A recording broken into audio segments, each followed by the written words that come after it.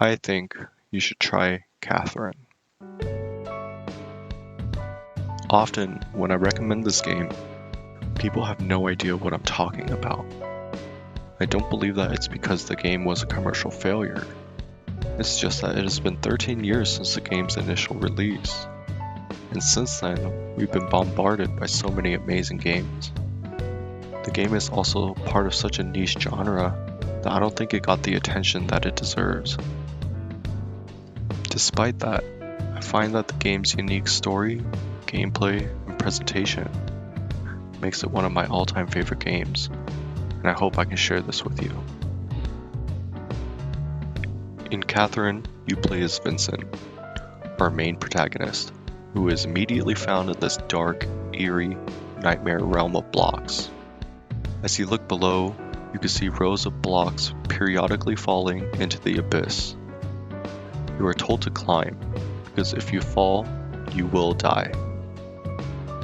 As you make it through the first stage, which acts as a tutorial area, you wake up to find that it was only a dream. As you go about your day, you are introduced to Catherine, with a K, who is Vincent's girlfriend. Catherine has very strong intentions of marrying Vincent, but Vincent shows hesitation on taking the relationship to the next level. Vincent ends his day at the local bar, the Stray Sheep, where after a couple drinks, meets Catherine for the first time. And this is Catherine with a C. Afterwards, the screen fades out, and you find yourself returning to the realm of falling blocks. Without giving too much of the story away, you will find how Vincent deals with both Catherine's and how the nightmare realm of falling blocks becomes an ever-growing threat. If you've been paying attention, you can see how Catherine's presentation is quite unique.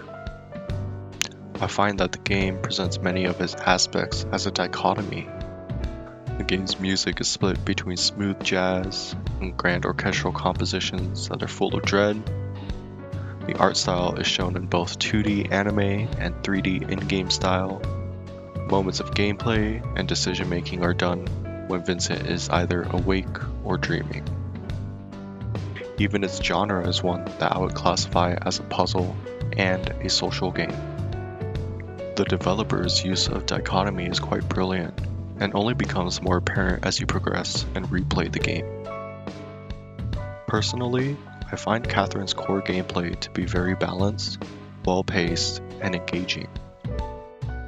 Initially, you learn how to create basic stairs out of harmless blocks to help with your ascension, but as you progress through the game, your climbs become more challenging. Blocks begin to exhibit certain characteristics which may present a danger to you, but despite this increasing challenge, you will learn certain patterns and techniques which help offset the increasing difficulty. Thankfully, there are many opportunities to master these skills, and the game also offers an undo button to reverse mistakes that would otherwise result in a fatal end. Outside of the climbing sections, you may find yourself at the cafe with Catherine, with a K, or with friends at the Stray Sheep. During these moments, your choice of social interactions give insight into your relationship, the bar's patrons' personal problems, and a series of local deaths from familiar faces. Personally, I really enjoy how Catherine's gameplay goes beyond just surviving the falling blocks. I love how your choices and interactions can affect many aspects of the game. Examples include drinking in the evening, which increases your overall climbing speed, or giving poor advice to a bar patron, which results in them disappearing from the bar.